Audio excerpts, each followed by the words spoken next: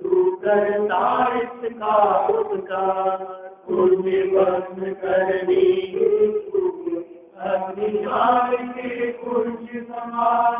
अरे प्रीति छोड़ो करो प्रीति है दुर्लभ जान। है गानों में तन में नीरस जिसका अंतिम का, नहीं भोगने योग्य मूर्ति विविध रोग से ग्रस्त रखा। भरी हुई इच्छु प्रदर्शन नाम से है रानी, पर हम सारे बीज बनाकर सार मुक्त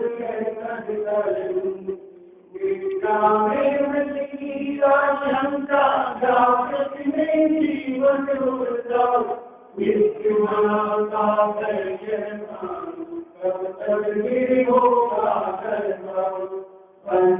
योगी करी क्या विषय सत्य कहो।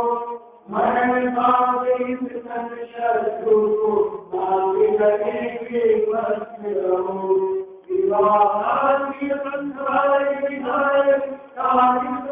जो करते हैं मेरी शत्रु नहीं आशा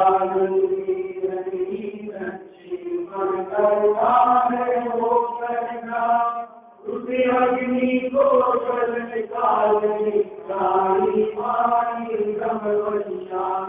उसे अग्नि को जल निकालने रानी मारी ब्रह्मवशान।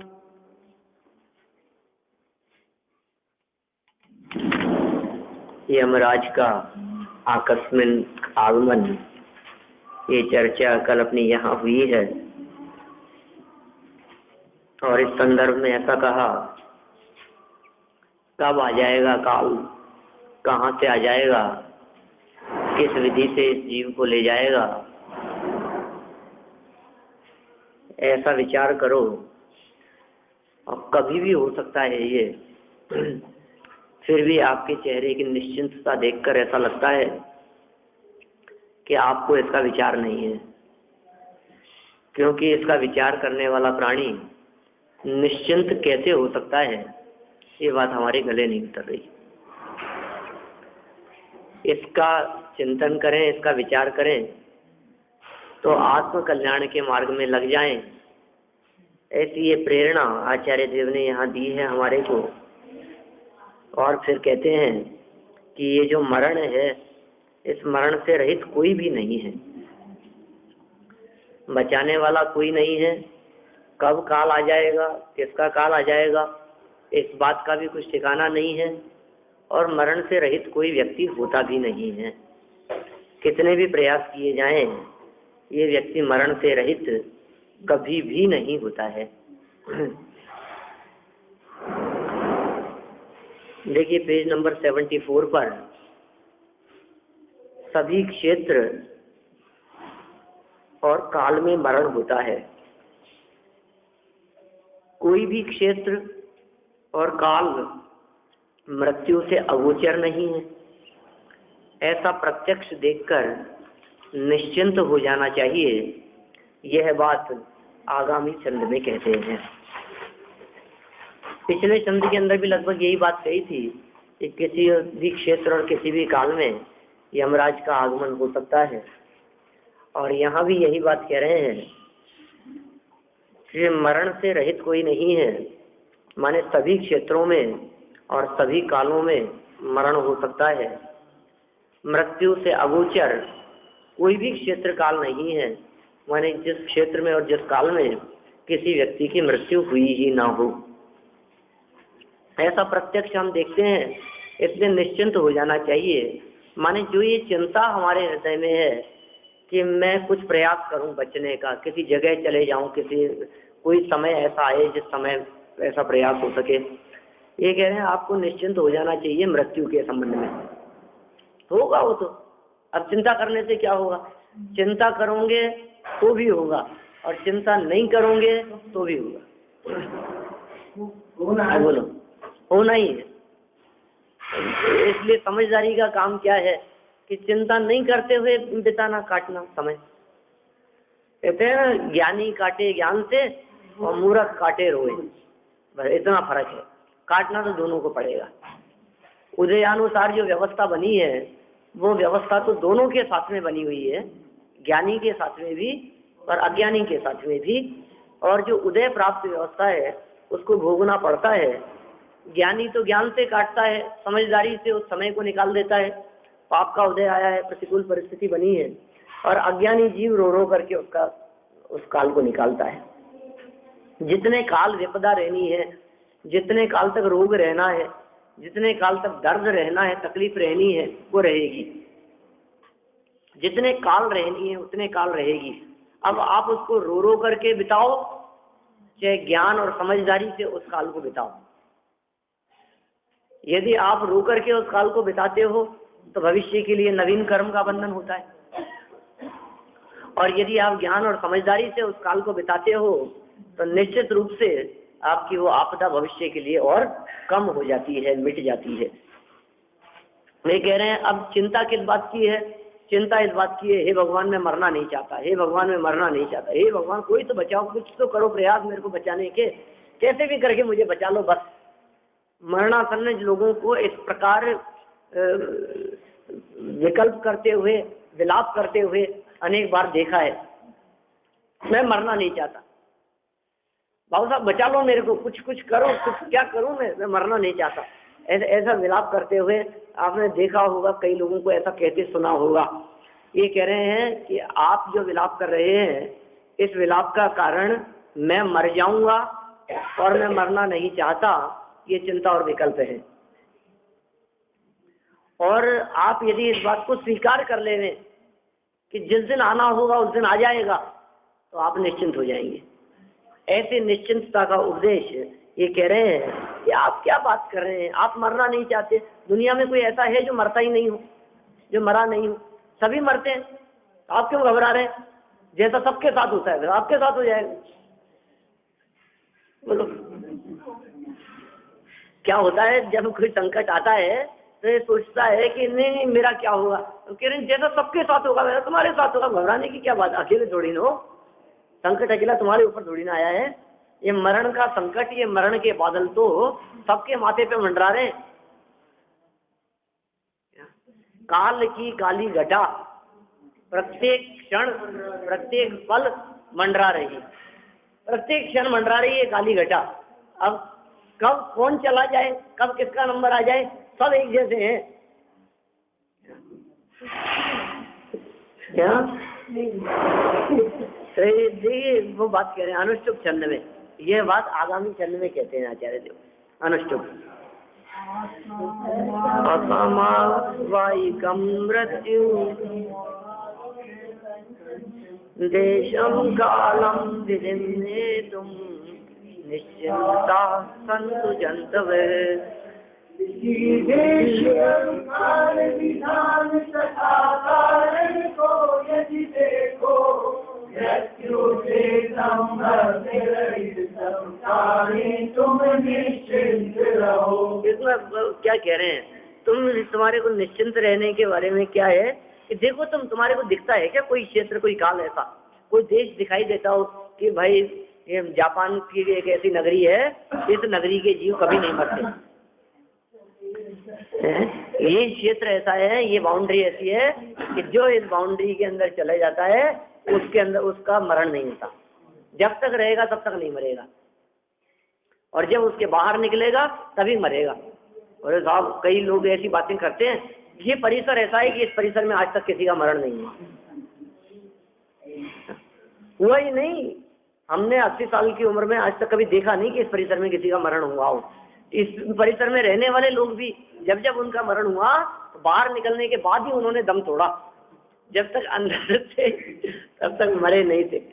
ये कह रहे हैं किसी देश अरु काल विधान तथा कारण को यदि देखो, यदि आप ऐसा देखो कि मृत्यु से संबंध रहित है, कि इस क्षेत्र से किसी की मृत्यु नहीं हुई है, इस काल विधान से किसी की मृत्यु नहीं हुई है, ये जगह ऐसी है, ये देश ऐसा है, ये नगर ऐसा है, ये कॉलोनी ऐसी है, ये मोहल्ला ऐसा है, ये चौक, ये कमरा ऐसा है, ये मकान, इस मकान में किसी का मरण नहीं हुआ। तो कहते हैं तब प्राणी तुम निश्चिंत रहो।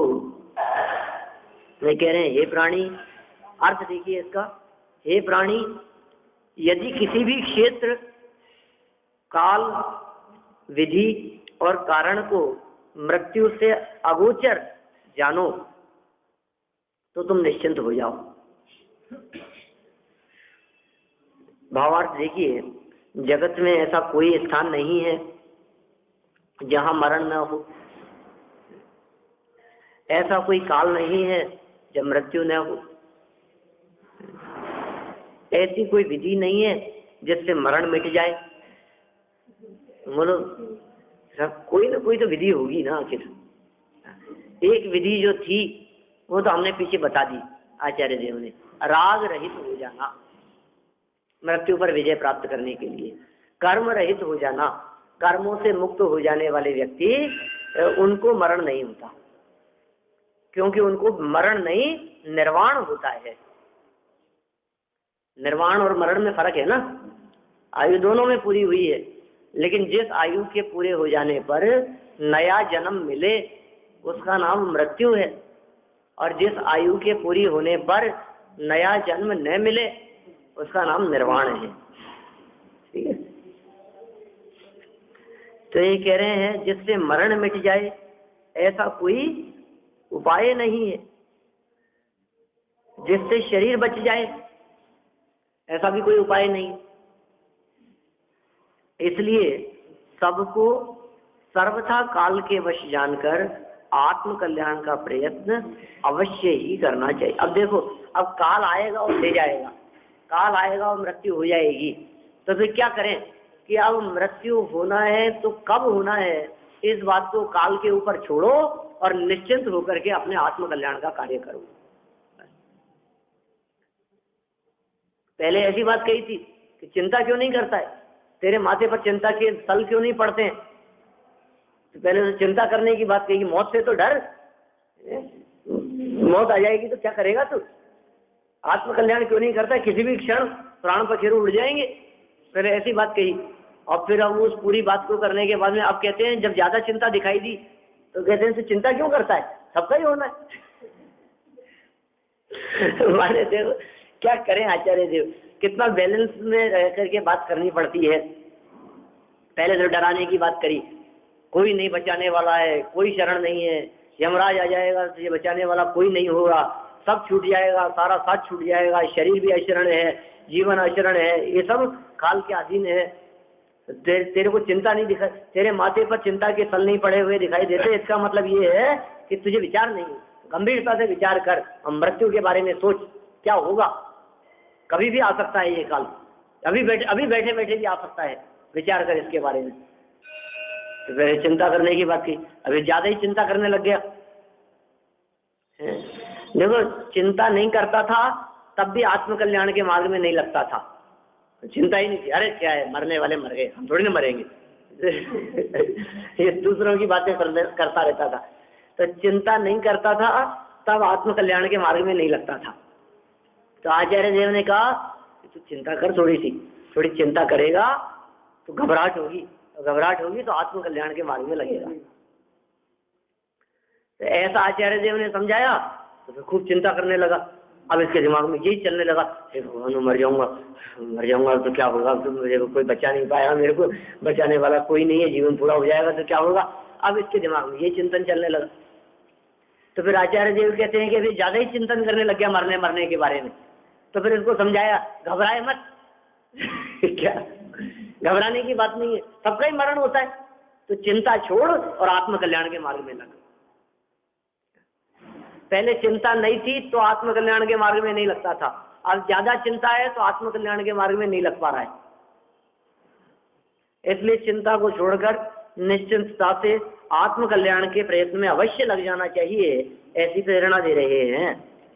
क्या कहा, सबको सर्वथा काल के वश जानकर, सबको ही इंद्र भी काल के वश में, चक्रवर्ती भी काल के वश में, राजा महाराजा भी काल के वश में। अरे ये जो फांसी पे चढ़ाने वाले जल्लाद दिखाई देते हैं, सोचो आप, यमपाल चांडाल जैसे जो लोग हैं, फांसी पे चढ़ा देते हैं, मृत्यु दंड दे देते हैं, सजा दे देते हैं, जो दूसरों को मौत के घाट उतारते हैं, वे भी किसके वश हैं? काल के वश। तो प्रत्येक प्राणी को काल के वश जानकर आत्म कल्याण का प्रयत्न अवश्य ही करना चाहिए। अवश्य का मतलब ही कंपलसरी होता है, और ही और जोड़ दिया, मतलब अवश्य अवश्य वजन दे दिया उसके ऊपर, करना चाहिए। सर्वत्र सर्वदा और सर्वथा किसी भी उपाय से कोई भी प्राणी काल से नहीं बच सकता। सर्वत्र सर्वदा और सर्वथा, 3 शब्द दे दिए हैं यहाँ, और सर्व भी लगा लो। कोई भी प्राणी जो कहा है ना आगे, इसका मतलब है सर्व प्राणी। तो 4 बातें हो गई, सर्वत्र सर्वदा और सर्वथा किसी भी उपाय से सर्व प्राणी काल से नहीं बच सकते। अब 4 जगह सर्व हो गया है। सर्व प्राणी ये द्रव्यवाचक है सभी जीवों के लिए, सर्व प्राणी। फिर सर्वत्र एक क्षेत्रवाचक शब्द है, माने सभी जगहों पर। सर्वत्र माने सभी जगहों पर।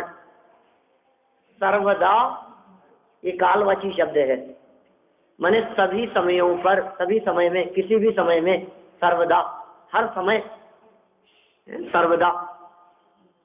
और सर्वथा, सर्वथा भाववाची, माने किसी भी प्रकार से। सभी लोग सभी स्थान पर सभी कालों में किसी भी प्रकार से नहीं बच सकते, माने सबको नहीं बचाया जा सकता, माने किसी को भी नहीं बचाया जा सकता, किसी भी जगह पर नहीं बचाया जा सकता, किसी भी काल में बचाने में समर्थ नहीं है, और किसी भी प्रकार से, किसी भी विधि से, किसी भी प्रक्रिया प्रोसेस से बचाने में समर्थ नहीं है। माने कोई भी प्राणी काल से नहीं बच सकता। ऐसा काल कौन है मारने वाला? देखिए, एक काल का अर्थ मतलब कोई ऐसा यमराज नहीं है, और कोई ऐसा काल नामक कोई व्यक्ति नहीं है, ऐसा काल नामक कोई लुटेरा नहीं है। तो काल क्या है? काल का मतलब तो एक टाइम है जो अपने आप चल रहा है। किसी व्यक्ति को बिस्तरों पर पड़े देखकर, अवस्था बहुत गंभीर देखकर कोई व्यक्ति थोड़ा शांत भाव से ये बात कह देवे, अरे साहब घबराने की क्या बात है, 7 दिन में 1 दिन तो मरना ही है। न समझने वाले लोग ये कैसी बात कह करके जा रहे हैं, हम कदाचित 2-4 दिन में मरण हो भी जाए उनका, तो कहे इनकी तो जबान देखो आप, 7 दिन में मरने की बात कह दी थी, तुमने ऐसा कहा ही क्यों? और लोग उनको बुरा भला कहने लग जाए। अरे भैया, हमने ये नहीं कहा था, हमने तो ये कहा था कि मरेगा उस दिन या तो रविवार होगा या सोमवार होगा या मंगलवार होगा या बुधवार होगा, गुरु शुक्र के शनि, इन 7 दिन में से एक न एक दिन तो मरेगा ही। ऐसा हो नहीं सकता कि जिस दिन मरे उस दिन इन 7 दिनों में से कोई भी दिन ना हो। हमारा तो ये कहने का अभिप्राय था। तो ऐसे ही आचार्य देव ये कहना चाह रहे हैं कि जिस दिन मरेगा उस दिन 10 बजे होंगे कि 11 बजे होंगे, 12 बजे होंगे कि 1 बजा होगा कि 2 बजे होंगे, 24 घंटे में कुछ तो बजा होगा। माने ऐसा कोई काल नहीं है कि जिस काल के अंदर ये मरण न होगे, या ऐसा नहीं कहा जा सकता ये समझिए आप, ये बिना काल के ही मर गया। कोई काल नहीं था, जिस समय ये मरे उस समय कोई दिन नहीं था, उस समय कोई घड़ी नहीं थी, उस समय कोई घंटे कोई मिनट समय नहीं था, ऐसा नहीं कहा जा सकता। माने किसी न किसी मिनट समय दिन में तो ये इसके प्राण निकलेंगे ही। बस जिस समय निकले वही काल, टाइम, वो काल समझना चाहिए। वही यमराज है, वही मृत्यु है, वही इसके अंतिम सांसें समझ लो आप, जीवन पूरा हो गया। तो किसी भी उपाय से प्राणी काल से नहीं बच सकता। माने काल मतलब टाइम, कोई ना कोई तो होगा ही। अब ये इस तरह से ये जो अपना प्रकरण बहुत लंबे काल से जो चला आ रहा था, मतलब कई दिन हो गए इस प्रकरण को चलते हुए, मृत्यु और संसार और जीवन क्षण भंगुर है और मनुष्यों की रक्षा संभव नहीं है और काल से बलवान कोई नहीं है और काल प्राणियों को मार देता है और यमराज का आकस्मिक आगमन हो जाता है और मरण से रहित कोई नहीं है। तो कितने श्लोक दे दिए आचार्य देव ने यहाँ मरण मरण मरण से संबंधित। ऐसे लगता है कि क्या कर रहे हैं, नहीं मरे तो मरने मरने की चर्चा, दूसरी कोई बात ही नहीं है क्या। अब यहाँ से टॉपिक बदलते हैं थोड़ा सा। ये कह रहे हैं कि आप आत्म कल्याण के मार्ग पर लगने की तो कह दी आपने मरने के पहले, कैसे लगे और उसके लिए क्या विधि और क्या प्रयास और क्या उपाय करें। तो कह रहे हैं स्त्री शरीर से प्रीति छोड़ने की प्रेरणा। सबसे पहला कथन किया प्रीति छोड़ दो। किससे? देह से, स्त्री शरीर से। आयु को विनश्वर बताते हुए, आयु विनश्वर है यह बताते हुए और स्त्री की निंदा करते हुए शरीर को अकल्याण का कारण आगामी छंद में बताते हैं कि यह शरीर अकल्याण का कारण है, यह महान दुख का द्वार है। पीछे भी यद्यपि इस तरह की बातें कही है, दुख का द्वार कहा है, आपदाओं का द्वार कहा है, स्त्री को, पुत्र को, भाई बंधुजनों को। कितना सुंदर श्लोक था, वो छंद था, ध्यान है? लेफ्ट साइड पृष्ठ पर सबसे ऊपर ही था, जिसमें कहा था ये बंध का द्वार, आपद का द्वार, शरण भूत घर अशरण है, ये बंधु बंध के मूल सदा, और चिर परिचित दारा को जानो आपद घर का द्वार सदा। पुत्र शत्रु है और दुख का कारण है सारा परिवार, इन्हें छोड़कर निर्मल धर्म भजो। कितना सुंदर बात कही थी पीछे, तो समझ लो उसी तरह की बात ही कहना चाह रहे हैं यहाँ पर। तो शरण भूत घर अशरण है, वहां भी वही मृत्यु की चर्चा चल रही थी सब। जिस घर को आप शरण भूत समझते हैं वो घर कैसा है? अशरण है। मृत्यु नहीं होवे ऐसा नहीं हो सकता। सारे दुनिया में आतंकवादियों के आतंक फैल रहे हो, दंगा फसाद हो रहा हो और बचने के प्रयासों में घर में आकर के छिप जाए, अब तो मौत, अब तो कोई नहीं मार सकता क्योंकि मैंने आके दरवाजे बंद कर लिए। घर में बैठा बैठा ये हार्ट फेल से मर जाएगा क्या? हार्ट पे गोली लगने से मरे वो नहीं, अंदर में अपने आप ही ऐसा हो ये मरण हो जाए इसका। देखिए हिरणी नाम का ये छंद है, 80 नंबर के छंद में ये बात कहते हैं।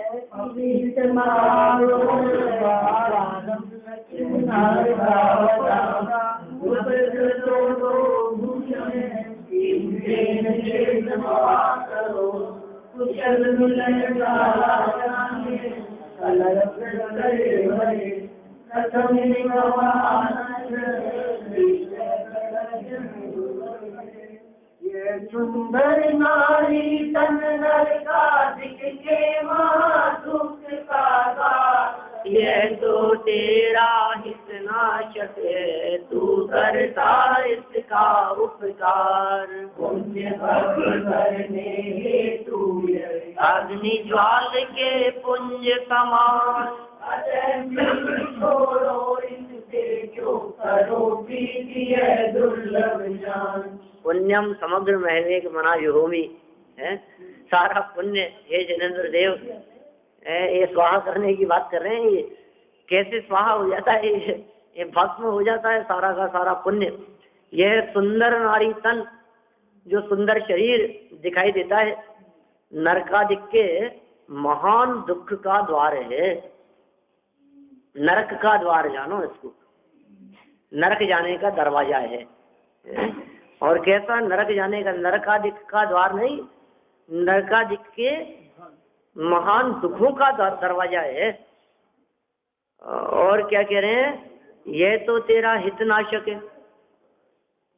हमें क्या लगता है ये हितकारी है, ये हमारा भला करने वाले हैं, इनसे ही हमारा भला होता है। अरे नहीं नहीं, कितने उपकारी हैं, इनके समान कल्याण करने वाला हमारा कोई नहीं दिखता है।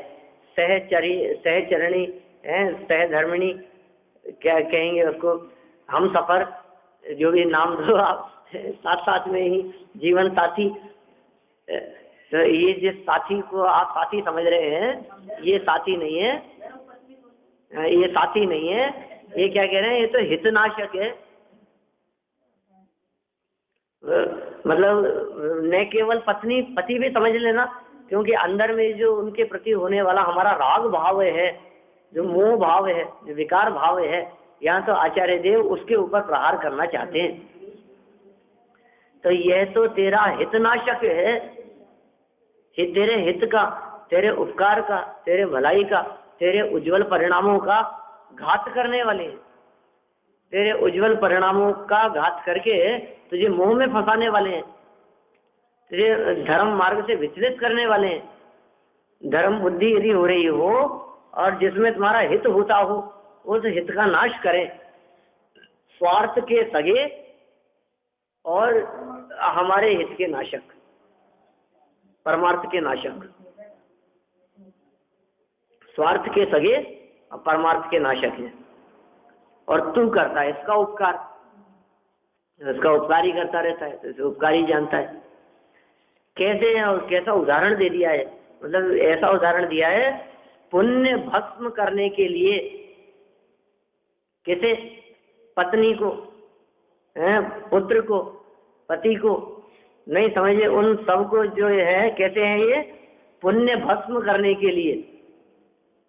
तो पुण्य के उदय से मिले हो तो बात नहीं कह रहे यहाँ कि साहब क्या पुण्य के योग से, अरे साहब आप तो बहुत पुण्यशाली है, आपको तो 2 बहुएं और दोनों बहुएं ऐसी, 4 बहुएं हैं, चारों ही ऐसी मिली हैं आपको तो, सबकी सब देवी देवियां। कौन सी देवी? कौन सी देवी? ये कह रहे हैं कि आप जैसे पुण्यशाली समझ रहे हैं, आपको ये लग रहे हैं कि पुण्य योग से मिली है, ये पुण्य योग से नहीं, ये पुण्य भस्म करने वाली है। पुण्य भस्म करने के लिए अग्नि की ज्वाला के पुंज समान, अग्नि ज्वालाओं का पुंज, जिसमें पुण्य के पुंज समाप्त हो जाते हो, नष्ट हो जाते हो, ये ऐसा काम है। एक तो वो दशा है जिसमें ज्ञानी धर्मात्मा जीव पुण्य को स्वयं नहीं चाहते हैं, और एक ये दशा है कि पुण्य को चाहते हुए भी पुण्य नष्ट हो जाता है। हाँ, सभी की यही दशा है। आप जो बात कर रहे हैं बरैया जी की, गोपाल दास जी बरैया साहब की जो आप बात कर रहे हैं, ये बात उनकी नहीं है, ये तो सभी की बातें है। सबके पुण्य का ही कोई भस्म कर देने वाली है, क्योंकि सभी कहीं ना कहीं अब क्या करोगे, अब कोई बात नहीं, अब रहे जो, अब रोज तो पूजन करते हैं, अब एक दिन नहीं करेंगे तो क्या हो जाएगा, क्या उनकी पत्नी से वैराग्यदायी नहीं थी, हमें लड़ती नहीं रहती थी, शांत रहती थी। लड़ती तो जब थी जब उनके अनुसार नहीं चले, और उनके अनुसार नहीं चलने पर तो सभी लड़ती हैं।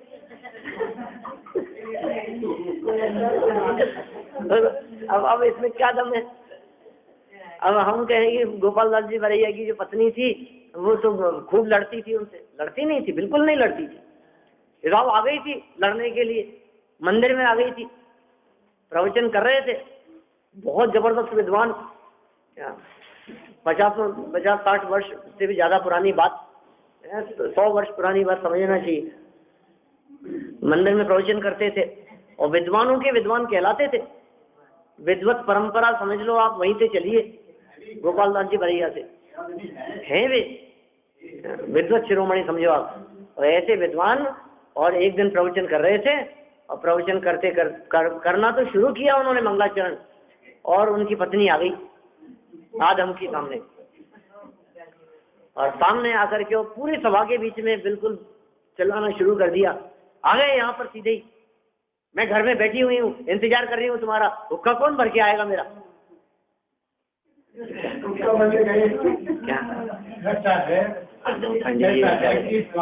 तो उनकी एक पत्नी लगती थी, और यहाँ पर सबकी पत्नी आपसे लड़ेगी। देखो आप, तो क्या दशा हुई। अब आप कह रहे हैं कि साहब ऐसी कषाय वाली, और पंडित जी को प्रवचन रोक करके मंगलाचरण भी किया था कि नहीं किया था, बस वो उठ करके तुरंत जाना पड़ा और घर चले गए क्या, और घर जा करके उसके लिए हुक्का भरा पहले और फिर आकर के प्रवचन किया उन्होंने। अब लोग तो लोग, पब्लिक भरी सभा, क्या कोई कुछ बात है, कोई कुछ बात करे, अपनी पत्नी को तो समझा नहीं सकते, उसको उपदेश दे नहीं सकते, हमें उपदेश देते। बोलो बातें तो कान में आती हैं, आते जाते हुए, उठ करके जाते हुए कि वापस लौटते हुए उनके भी कान में कुछ शब्द पड़ गए, तो उन्होंने बहुत अच्छी तरह से उस बात को समझाया क्या, कि मैं उठ करके चला गया तो हमारे प्रवचन के 5 मिनट मात्र बर्बाद हुए। मंदिर के पास में रहते थे, गए और 5 मिनट में जाकर के अपना काम करके वापस आ गए, तो 5 मिनट का फर्क पड़ा ना, 10 मिनट का फर्क पड़ गया। 10 मिनट का प्रवचन अपना बर्बाद हुआ, प्रवचन छूटा। लेकिन यदि मैं उठ करके नहीं जाता तो पूरा 1 घंटा बर्बाद हो जाता। ये साहब आपका तो बहुत ही पाप का उदय है। अब लोग तो बात करने वाले हैं, घर बहुत पाप का उदय है, तो उन्होंने भी जवाब दिया कि ये पाप के उदय से नहीं है, ये तो नित्य वैराग्य वर्धनी है। फिर आप बहुत ही कषायली है, कि कषायली तो बिल्कुल नहीं है क्या, वो तो मैं वो काम करके नहीं आया इसलिए वो क्रोधित हो गई, रोजाना थोड़ी ना। आप देखो बरसों से अपन प्रवचन करते हैं, कभी आई क्या, कभी बिगड़ती हुई नहीं आई, कभी प्रवचन में आकर के विघ्न उत्पन्न नहीं किया। अब ये तो आज तो ऐसा हुआ कि मैं बाजार से किसी काम से जल्दीबाजी में आ गया, वो काम निपटा करके नहीं आया, तो उसका क्रोधित होना भी स्वाभाविक था। और कहे अनुसार काम नहीं करे और नहीं चले तो किसकी पत्नी नहीं बिगड़ती, बताओ जरा सभा में। सबकी ये दशा होती है, तो इसमें क्या हो गया। ये तो देखो आप, ये तो बहुत अच्छी बात है, ये मुझे पाप के उदय से नहीं पुण्य के योग से मिली है। क्योंकि यदि ये मुझे राग में फंसाने वाली होती, यदि ये मुझे विषयों में फंसाने वाली होती, तो मैं आत्म कल्याण के मार्ग पर नहीं लग पाता। ये तो ऐसी है कि जिसे देख देख कर मुझे प्रतिदिन प्रति क्षण वैराग्य उत्पन्न होता है और आत्म कल्याण की तरफ लगने की और अधिक भावना बलवती होती है। तो इसको अपन पाप के उदय से नहीं समझे, पुण्य के उदय से समझे। लेकिन ये तो कह रहे हैं जिसको तू अपना हितकारी समझता है, जिसको तू उपकारी समझता है, वो तेरे हितनाशक है, वो तेरे पुण्य भस्म करने वाली है। पुण्य भस्म करने हेतु यह अग्नि ज्वाल के पुंज समान, कैसी अग्नि की ज्वालाओं के पुंज के समान है। अतः अब करें क्या कि प्रीति छोड़ो इनसे, इससे प्रीति को छोड़ो। क्यों करो प्रीति, यह दुर्लभ जान, ये दुर्लभ जान करके इससे प्रीति को छोड़ो और क्यों करो प्रीति, अर्थात प्रीति न करो। देखिए अर्थ पढ़ते हैं। तो इस स्त्री के कलेवर शरीर में क्यों प्रीति करता है। यह कलेवर कल्याण को भस्म करने के लिए अग्नि ज्वाला का समूह है। क्या कहा, यह अग्नि ज्वाला का समूह है कल्याण को भस्म करने के लिए। क्या तू प्रत्यक्ष नहीं देखता कि यह स्त्री का शरीर नरक की आपदा का खुला द्वार है। तो स्त्री के शरीर से बारंबार अनुराग करके उसका उपकार करता है, जबकि वह तुझे सदा विघ्न करता है वो शरीर।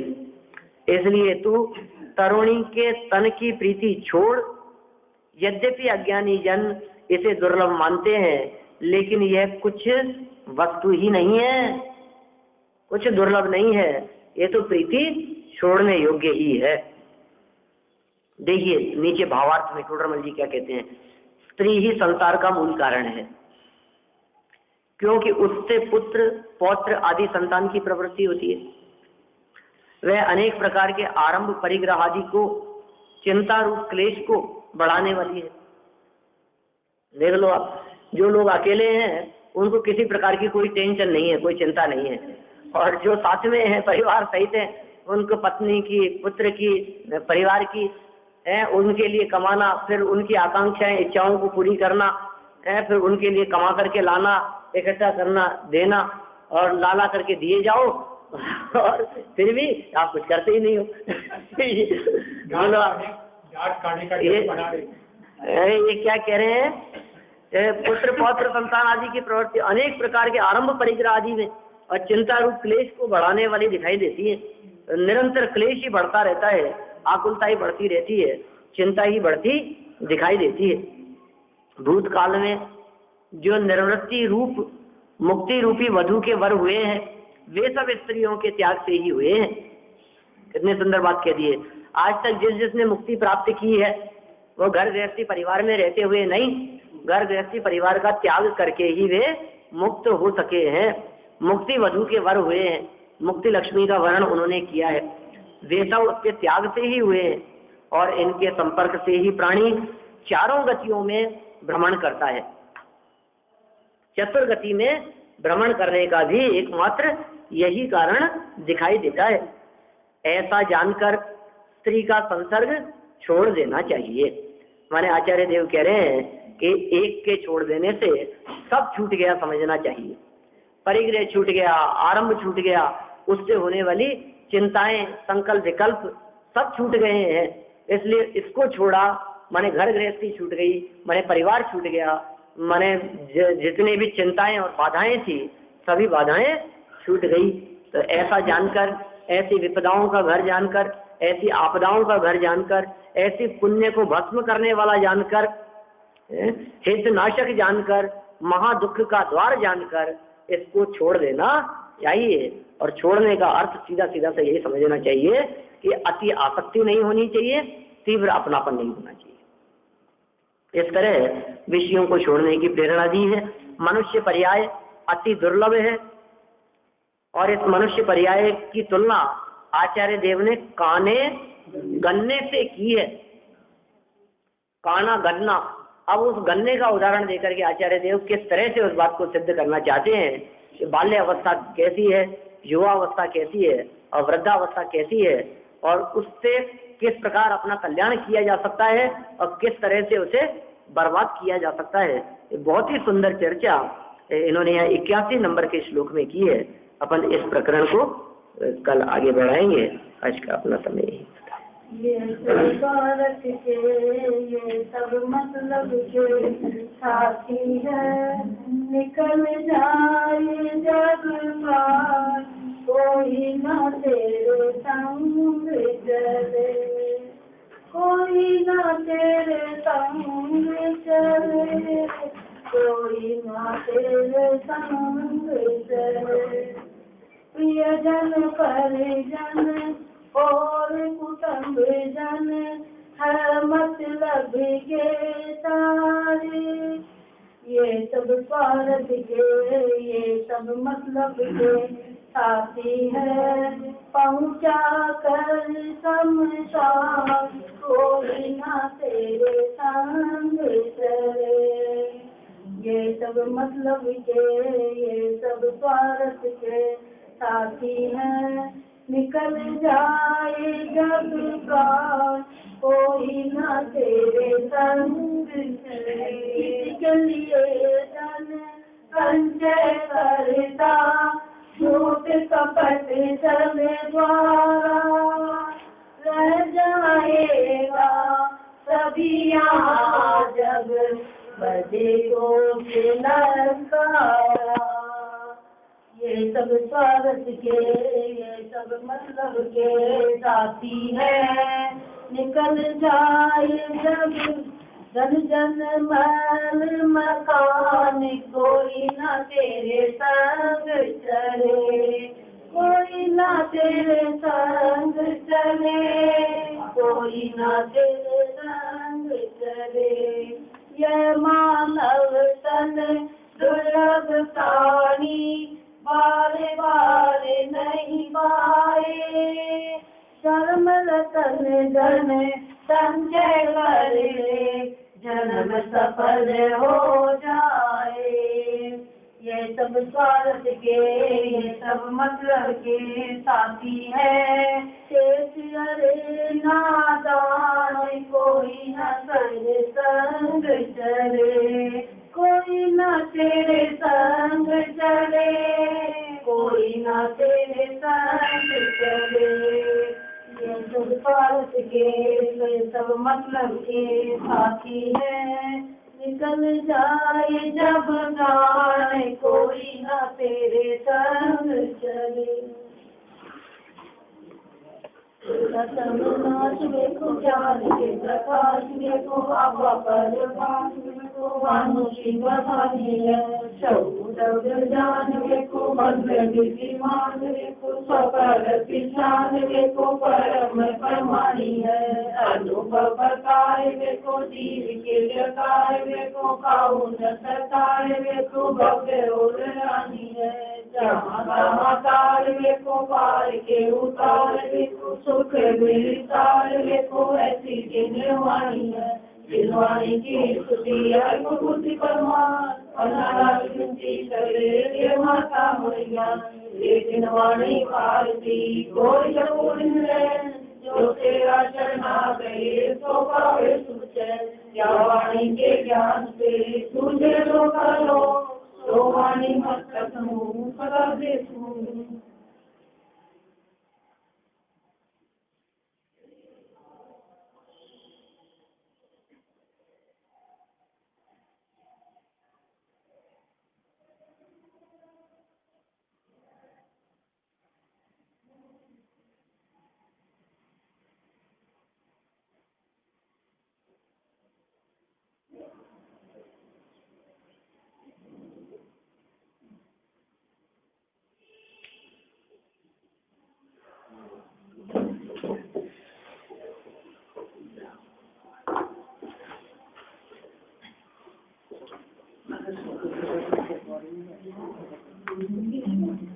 बोले